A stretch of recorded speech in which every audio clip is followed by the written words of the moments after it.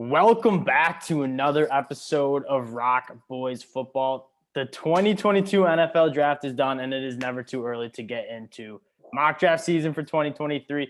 The goal of this video is just to talk about some early prospects that you have to have your eyes on. We didn't really think about too many positional fits. It's more talking prospects, which guys. Basically a big board.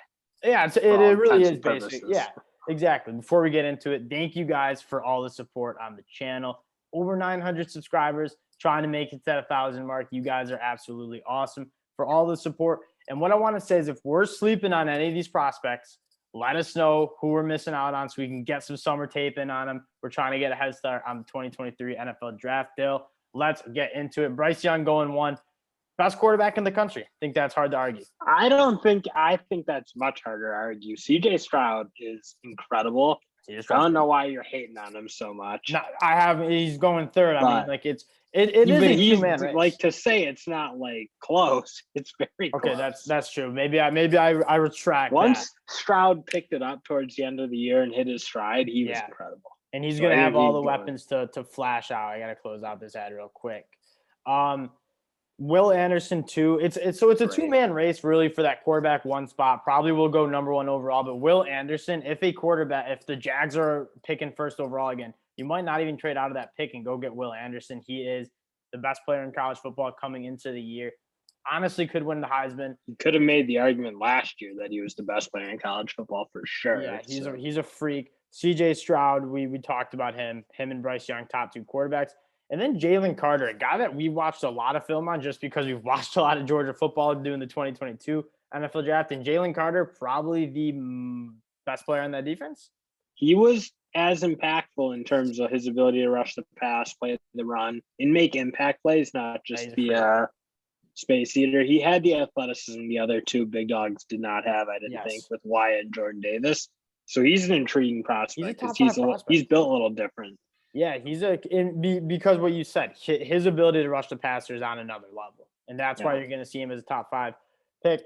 As far as the wide receivers, we have Jackson Smith and Jigba edging out at 1. But yeah, Kayshon Boutte, it is a two-man race for, I think, these two, the number 1 wide receiver spot as well. Put Boutte on a Compton offense, and he puts up some numbers. And he was putting up some numbers on a non-competent offense in LSU till he got hurt. He was on pace. I think he was leading the league leading the country in touchdowns before he got hurt. Keely Ringo is a cornerback from Georgia that you got to keep your eyes out. He kind of had his coming out party. Was one of the highest cornerback recruits ever recorded by 24/7 Sports. Struggled to find the field as a true freshman. Was starting there this year as a redshirt freshman. Really, really good ball player. I expect got a little wood to chop with the speed though, because that's the part of his game that he got beat a little bit. I thought the Bama guys beat him over the top a few times. Yeah, well, excuse me for allowing Jameson Williams to get the best deal. No, I'm just saying if he's gonna hit that like Stingley level, yes, that's where true. He's like a top 3. He's probably got to limit that.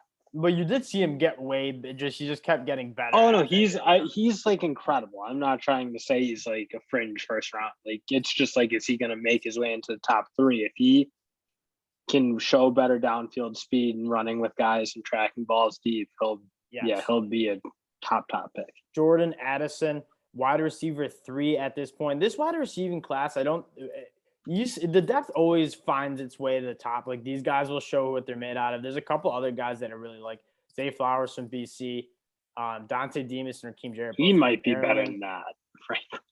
Yeah. But the wide receiver class, you would expect some guys to emerge, but he is the number 3 wide receiver now. We have 3 studs, that's for sure. We know that. And then Tyler Van Dyke as our 3rd quarterback. He also might be he might have been quarterback 1 this year. Really emerged at Miami. I think he needs another year. He didn't even start the year as a starter. Get another year of really, really good college football under his belt. I think you could see him being a top 10 pick. And then Michael Mayer from Notre Dame. I think a little down year this year, but they were he's hurt all year. I thought like that hamstring never looked totally healthy. So he had some drops. I'm excited to see him with a full health.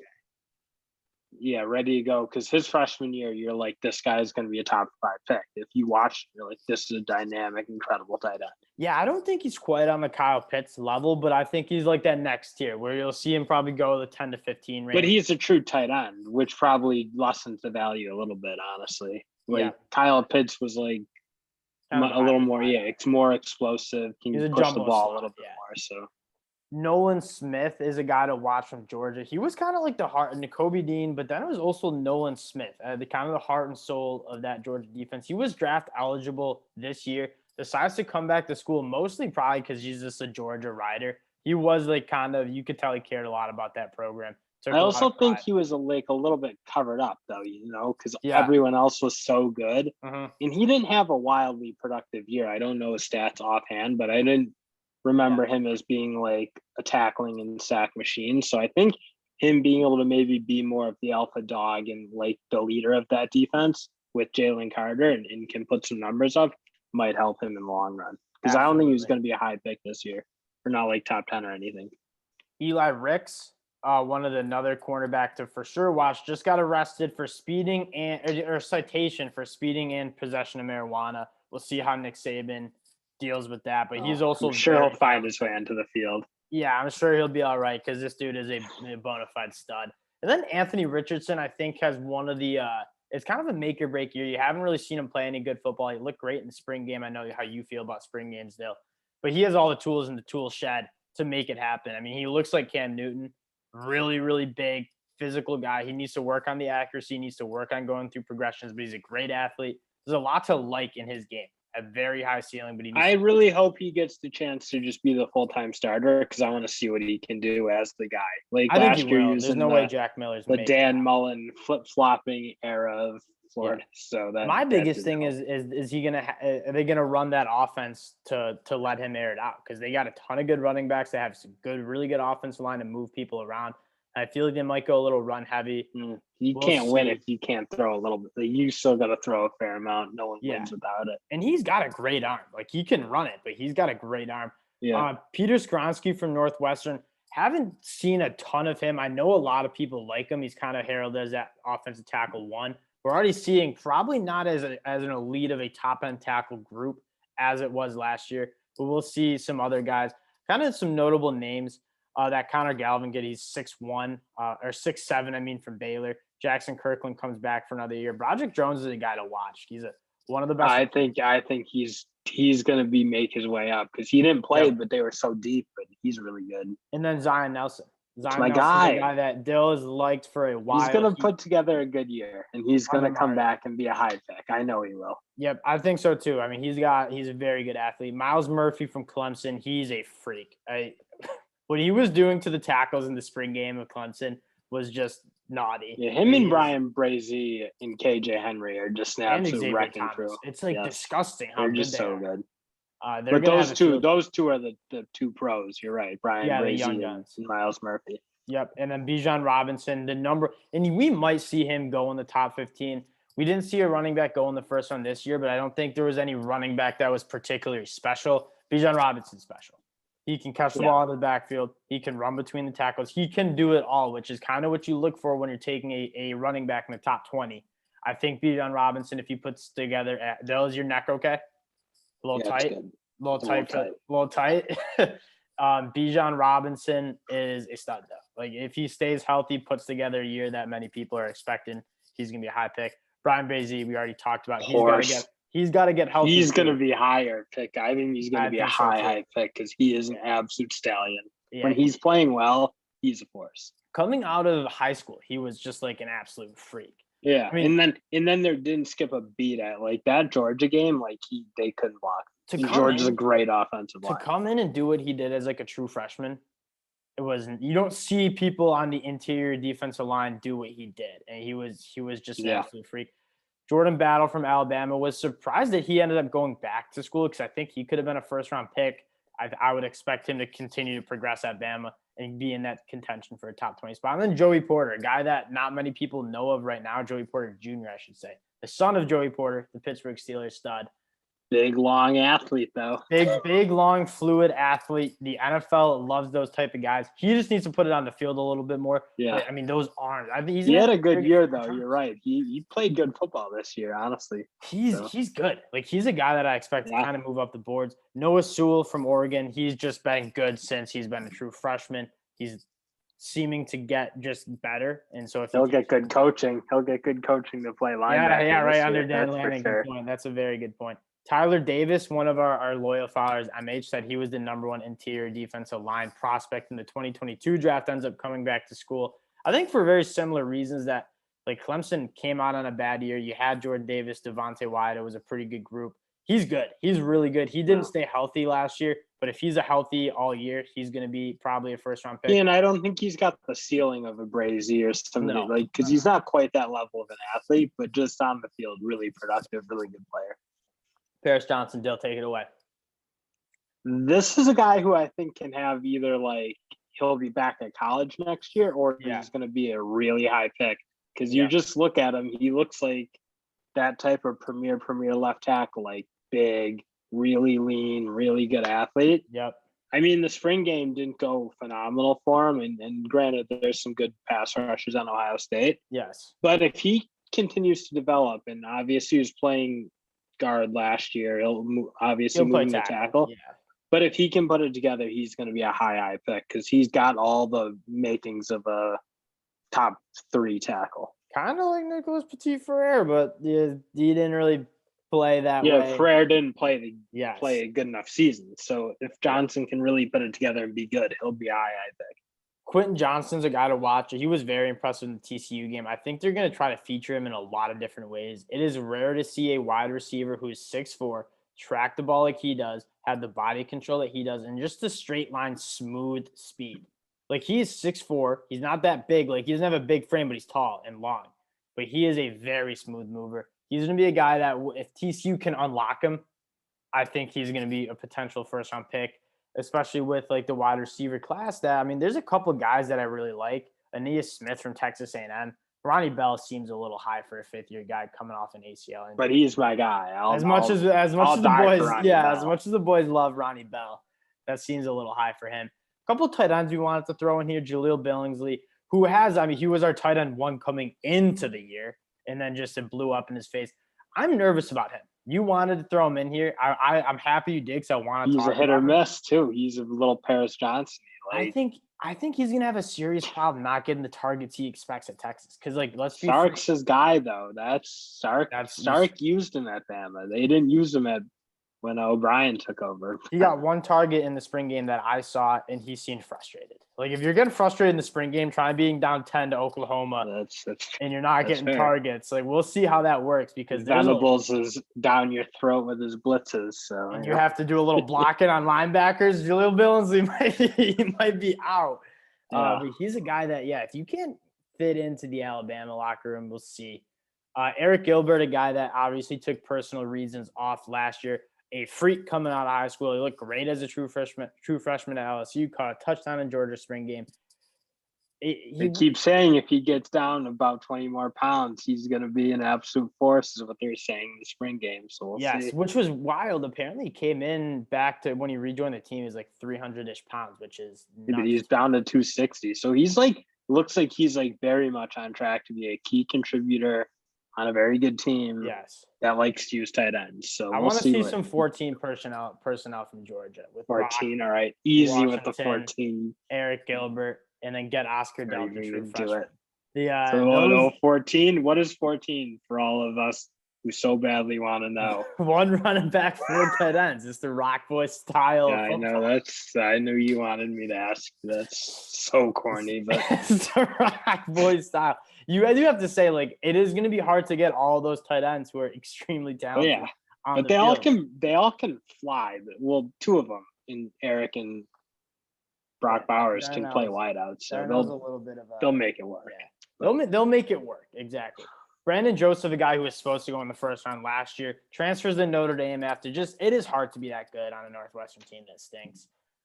That's the thing with him and Skronsky. It's like they just got lost because no one watched Northwestern play football. Yep. That's why, like, when people are mentioning Peter Skronsky, like, I've heard of him as a prospect, but, like, I don't watch Northwestern football unless I'm No, forced to. And then that's when I'm in a jail cell. Like, I'm not going on my way to watch Northwestern football anytime soon. not last year. Spencer Rattler, had to throw him in there. Don't worry about the Miami fit. Just new place, South Carolina. He seems to like it. He seems like he's grown up. It's all fun and games in the spring game. Once adversity hits, you'll see how he handles it. But I am excited. I mean, the dude has the talent. We'll see how it works out. We'll see once he gets out of the toxic shadow that was Lincoln Riley at Oklahoma in 2021. So you're putting it on Rattler. He gets a chance to thrive at a school that's like not in utter chaos. Like it seemed like Oklahoma kind of was last year with a coach who was clearly shopping himself. Yeah, and I mean, at one point, I'm excited for him. Channing your name to get benched. It's just not. It was tough. To be fair, he did put a lot of it on himself. Like, no, I mean, he struggled, but he looked really good the year before. I'm excited to see what he can do with back with Beamer, his guy. I love it. I am such a South Carolina fan this year. Yeah. As many of you guys know, I'm go check out the spring game. I'm the spring game recap. I'm optimistic on the South Carolina team. Will Levis is another guy that's interesting. Kentucky quarterback, rocket arm. He's a good athlete, but he's just, I don't see why there needs to be a massive step forward. He needs a lot of work, and you saw him get better.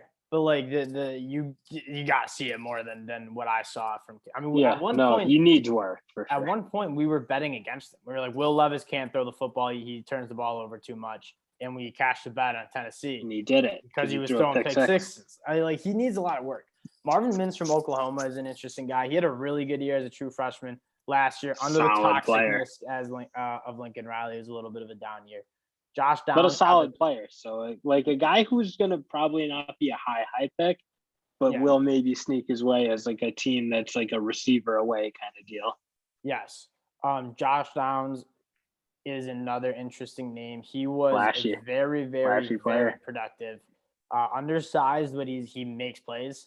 He's a name. He needs to catch the ball, I think, a little better. I feel like I saw a couple drops last year, but has freak athleticism. He was also getting targets up the wazoo. Like for his size, he was just that was the only guy Sam Howell would throw to. Yeah. Zay Flowers and Aeneas Smith play very similar games, so I'm kind of interested to see which one is going to emerge as kind of that undersized receiver that's going to kind of break out. I think you could throw Raheem Jarrett in there as well. And then Jahmyr Gibbs, an all-purpose. He's a dark horse Heisman candidate for my. I'm excited to see what he can do. Very excited. Alabama hasn't had a wide or running back like this. Like they've had like a lot of the he catches the ball. That's for sure. Downhill. He's just an absolute playmaker, and he was a top 70 recruit coming out of high school, and he goes to Georgia Tech. I was like, dude, what are you doing going to Georgia Tech? He wanted to play immediately. He did. He was sick. Now he's in a real offense that's actually going to win football games. A lot of football games, and I'm very excited about what he's going to do. As terms of like the whole class, like it's very early. We haven't seen a ton of film. Henry To'oTo'o is a backer who could have gone early. Justin Flo, you have to keep your eye on. Any other guys that you want to give honorable mentions here, 2D? Before Jaron Hall at BYU, I think if he puts a good – like when he was playing his best football, he was awesome. Talent. Malachi Moore is another guy, I think, from Bama. He plays like sort of the star hybrid safety corner linebacker position, and didn't have a super productive year last year, but as a true freshman was incredible. Yes. And he gives me a little like, can he play something similar to what Kyle Hamilton does? Maybe leaning a little more towards like the corner, maybe what Jackson Hill did, something like that. Because I don't hate that. Like he's not. I don't think he's a true corner or a true safety. He's very hybrid, but like in the way you want your guys to be the hybrid, not like in a tweener, but like just a great athlete and a playmaker. So we'll see. And we'll finish up just highlighting a few quarterback sleepers to watch. We just mentioned Jaron Hall. I think Cameron Ward from Washington State is a highly coveted transfer. He lit it up during the Spring Bowl. Like he's got a howitzer of an arm. Hendon Hooker was emerging at Tennessee, so it would be interesting to see what he does. Phil Yurkovich, I feel like most people just forgot about him. He came back from injury and did not look himself, but I'm excited. He's got Zay Flowers coming back. Like I'm excited to see what that offense can do with a healthy Phil Yurkovich. And then finally, I'd be remiss, Devin Leary. I love NC State football this year. Yeah, that's way too low. Devin Leary's good. Devin Leary is one of the best quarterbacks in the country. People never give him respect because he's on NC State, and that doesn't produce good quarterbacks. So Dave Dorn had an interview where he straight face goes, Devin Leary's the best quarterback in the country. And he like straight, and I get it. Your coach has got to say that, but he was like so serious about it. And he wasn't great the year before, but he made a massive stride. So we'll see. And then DJ. I mean, that's about right from how he looked last year. That's about right. They need a lot of work on the offensive line. They need some work on the pass catches, and he needs some work with the accuracy. But he's a guy that has all the talent in the world. He's lost a lot of weight. That podcast I heard. I know they were obsessed with that. He played at 260 pounds at one point last year. Like, dog, what are you doing? That's Cam Newton size. Tackle. Kick the homie out to offensive tackle. Anyways, that's a wrap on a 2023 NFL mock. Again, less about the team fits and more just some guys to keep an eye on as you get into your summer scouting. Appreciate you guys rocking with the Rockwoods as usual. Excited for the summer. College football season is upon us. Let's get after it. Appreciate all the support. We'll talk to y'all later. Peace.